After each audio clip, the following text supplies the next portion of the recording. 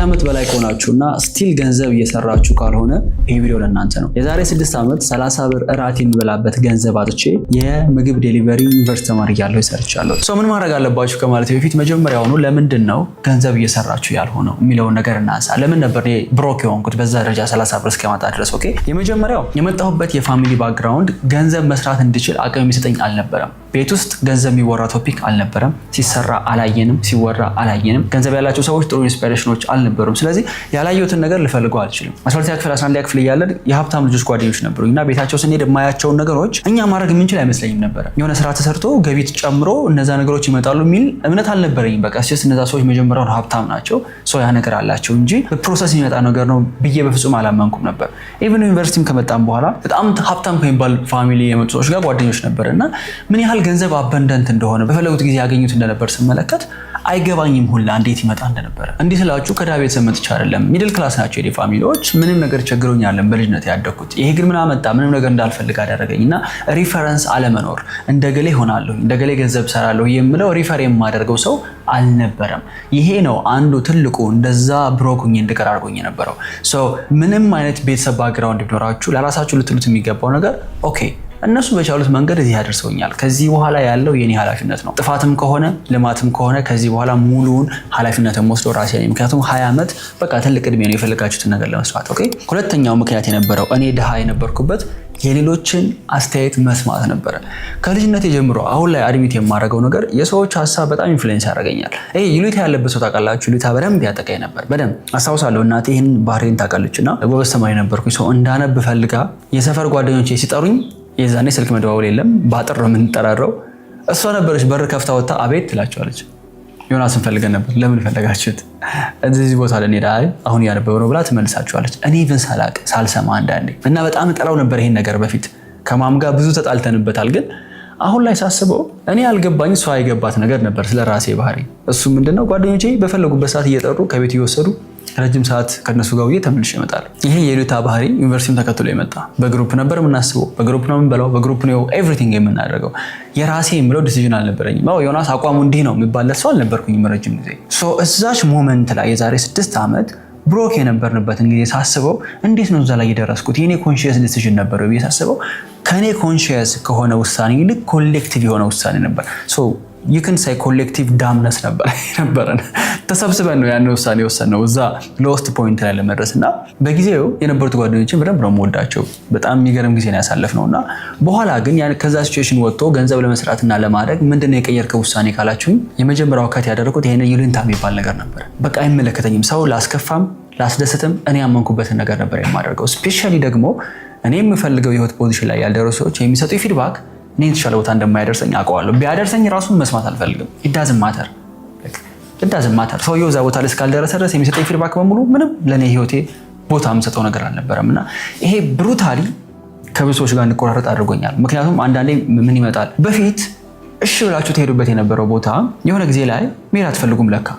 ለካ በሰው ውሳኔ ነበር ስትሄዱ የነበረው። ኔክስት ታይም እንሂድ ሲባል እምቢ ማለት ይመጣል። ነው ምን ተቀይሮ ነው? ምንም መሄድ አልፈልግም። በቃ ይሄ አግሬሲቭሊ ሰርክላችሁን ያጠበበው ይመጣል። ግን ይኸውላችሁ ከሚያሳድጋችሁ ሰው ጋር መሆን ካልቻላችሁ ብቻችሁን ብትሆኑ ይሻላል። ኦኬ። በተለይ ደግሞ በዚህ በኢንተርኔት ዘመን ኢንተርኔት ላይ ሶሻል ሚዲያ ላይ ትመለከቷቸው የምትችሏቸው በጣም ብዙ ኢንስፓየር ሊያደርጓችሁ የሚችሉ ሰዎች አሉ። ስለዚህ እነሱን መከተል ትችላላችሁ፣ ብቻችሁን ሆናችሁ ማለት ነው። እኔ ከዛ ሲቹዌሽን ለመውጣት ኮቪድ መጥቶ ከኮቪድ በኋላ ወደ ዩኒቨርሲቲ ስመለስ የመጀመሪያ ያደረኩት ነገር ይሄንን የብቸኝነት ጊዜ መፍጠር ነበረ። እዛ ውስጥ በጣም ብዙ የሚያስተምሩኝ ብዙ አይዲያ የሚሰጡኝ ኢንስፓየር የሚያደርጉኝን የኢንተርኔት ሄሮዎች አገኘኋቸው። እነሱ አይምሮዬን ቀየሩት። ሁለተኛው ምክንያት ይሄ ነበር። ሶስተኛው ፐርፐዝ አለመኖር ነው። መጀመሪያ ላይ እንደነገርኳችሁ እኔ የመጣሁት ኖርማል ከሚባል ፋሚሊ ነው። ሚድል ኢንካም ነበር የነበረን። የሚበላ የሚጠጣ የሚለበስ አይጎልም። በጣም ኤክስትራቫጋንት የሆነ የቅንጦት ኑሮ አልኖርንም። በጣም ደግሞ የችግር ኑሮም አልኖርንም። ይሄ ኖርማልነት ምን ያመጣል መሰላችሁ? አምቢሽን እንዳይኖራችሁ፣ ፐርፐዝ እንዳይኖራችሁ ያደርጋል። ከድሃ ቤተሰብ የሚመጣ ያንን ድህነቱን የማሸነፍ አላማ አለው። ቢካዝ ፔኑ በጣም የሚሰማ አደገኛ ፔን ስለሆነ ከዚህ ህመም መውጣት አለብኝ የሚል ፍላጎት ይኖረዋል። ከሀብታም ቤተሰብ ደግሞ የሚመጣ ያንን ሀብት የማስቀጠል ገንዘብ የመስራት ቢዝነስ የመክፈት አምቢሽን ይኖረዋል። ከዚህ የሚያያቸው ሰዎች ስለሚኖሩ። ሚድል ላይ ያለ ሰው ግን ምንም ፐርፐዝ አይኖረውም። ለምን? የሚያስፈልገው የህይወት ቤዚክ ነገሮች በሙሉ ስለተሟሉለት ከዛ በኋላ ፑሽ ማድረግ እንደሚቻል ቢያምን ራሱ ሊገፋው የሚችል የውስጥ ፍላጎት ግን አይኖረውም። ለዛ ነው ሚድል ክላስ ምንጊዜም ቢሆን በኢኮኖሚ ውስጥ ተጎጂ የሚሆነው። መጽሐፍም ይላል ወይ ሞቅ በል ወይ ቀዝቀዝ በል። በቃ ለብ ያለ መሀል ላይ የሆነ ሰው ያስቸግራል፣ ይተፋል። አብዛኛው ኢትዮጵያዊ ይህን ቪዲዮ የምትመለከቱ ሰዎች ፓኬጅ አላችሁ፣ ኢንተርኔት አላችሁ፣ ስልክ ኦር ፒሲ ይኖራችኋል፣ ኦር ኢንተርኔትም አላችሁ። እነዚህ ነገሮች ተሟልተውላችኋል ማለት ባይ ዲፎልት ሚድል ክላስ ውስጥ ገብታችኋል። ኦኬ፣ እዚህ ጊዜ ላይ ፐርፐዝን ከየት ነው የማገኘው፣ ሞቲቬሽኑን ወይም ደግሞ መነሳሳቱን ከየት ላምጣው የሚል የብዙዎቻችሁ ችግር እንደሚሆን አልጠራጠርም። ምክንያቱም እኔ ያለፍኩት እንደዛ ነበረ። የሆነ ህመም ኖሮብኝ ያን ህመም ለማስታገስ አልነበረም ገንዘብ የምሰራው፣ ወይም ደግሞ የሆነ መድረስ የምፈልግበት ቤተሰብ ያስቀመጠልኝ ስታንዳርድ ኖሮ ወደዛ ለመሄድም አልነበረም። ሰው ፐርፐዙ ከየት መጣ ካላችሁኝ፣ ፐርፐዙ መሆን ያለበት ራሳችሁ ላይ መስራት፣ ራስን መመልከት፣ ራስን የተሻለ ሰው ማድረግ ላይ ነው። ምክንያቱም በህይወት በየጊዜው እየቀያየርናቸው ከምንሄዳቸው ነገሮች መካከል አንዱ ፐርፐዝ ነው። ምናልባት መጀመሪያ የቤት ኪራይ ለመክፈል ከቤተሰብ ገንዘብ ላለመቀበል ሊሆን ይችላል ፐርፐዛችሁ። ከዛ በኋላ ግን ሚሊዮኖችን መርዳት ሊሆን ይችላል። ይሄ የኔ ታሪክ ነው።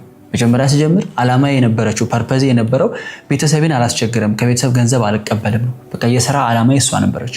ላለመቀበል የሚያስፈልገው ነገር በሙሉ አደረኩኝ። ከዛ በኋላ ከፍ እያለ ይመጣል።